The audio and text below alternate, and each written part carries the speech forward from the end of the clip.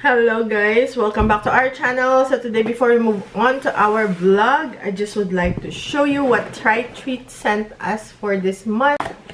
It's Philippine snacks. So it comes with the letter and also the list of the snacks that's in here. There's 2, 4, 6, 8, 10 different snacks. Alright, so it comes with the postcard and the information about this picture here, which is the Bohol, the Chocolate Hills, and also some recipes, Explore Philippines, and this is the pork sisig recipe. We have MY cracker, so we have that plain, and then we have the mocha cake. We have, oh, I remember this when I was a kid. This is the iced gem biscuits. I didn't know they still have this. This is one of my favorites, but now I can't eat it because I'm gluten free. We also have the Kirei Yummy Flakes shrimp flavor, Oishi. And we also have potato fries. Maybe this, I can eat this. Baked, not fried. Potato fries from Oishi as well. Growing up, we pronounce this Oishi, but actually in Japanese, it's Oishi. Okay. Also, we have the potato cracker. Okay. Bye-bye.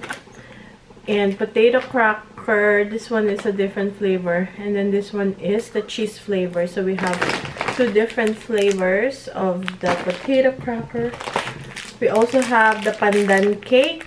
We love pandan.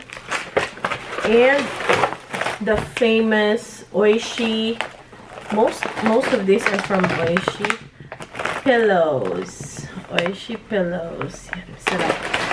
And our favorite, boy bawang adobo flavor. Ayan. So if you guys want to check out Try Treats, they have different snacks or treats from different countries. I will link the link in the description box below, and you can also avail, I think I have a discount code there in the description box for, I think, for your first order. So okay guys, andito tayo sa store natin. Yung ating setup. Ayan. Ayan dito. Hanggang dito. Ayan. Yan pa. Kaya lang iaayos natin siya. Ayan mga damit. Iaayos lang natin. Oh, inano nila yung mga shoes. Ayun lang kasi nga, minsan nagugulo. Ginugulo nila. Naman nakatalsik yung mga shoes. Yung mga ano dito nakatalsik. Basta yung mga laro, ayan oh, tinapon tinapon yung damit. Bakit? Ba't sila ganyan?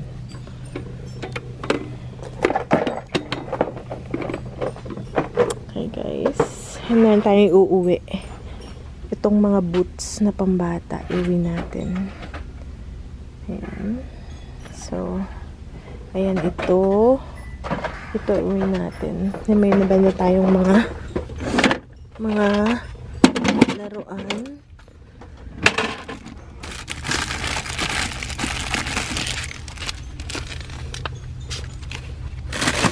Nabenta tayo itong mga laruan guys, ang pinaka mabenta sa amin talaga. Mga laruan talaga ang the best. Yung marbles, okay.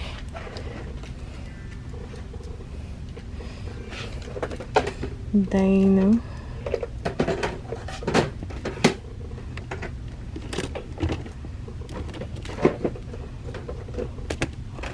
Mga laruan. Ang pinakamabenta. Yan, wala na ito. 2 na lang yung natira. Teka lang guys. Marami to, 20 pieces. So, ito na yung natira. Dun sa kanya. Ingay. 20 pieces na lang. 20 pieces. Ito na yung natira. Sa 20. Okay, so laruan talaga guys. Ayan.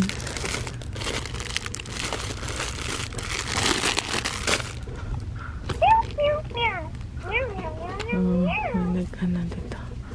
I-ano natin. Dito. Kasi ang hirap pag minob namin.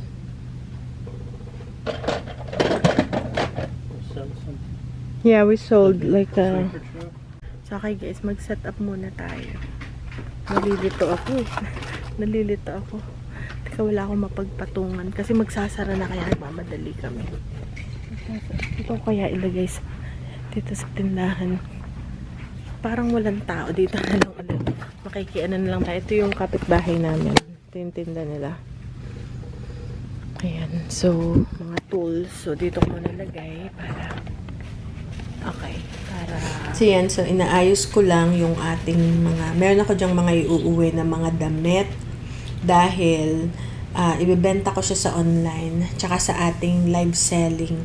Kasi nag-start na akong mag-live selling. Pero, kailangan ko pang mag-source ng mga paninda. So, sabi ko, why not itong aking paninda sa store na excuse me, na mabagal mabenta. Iuuwi ko para siya yung ibebenta ko sa online at sa live selling.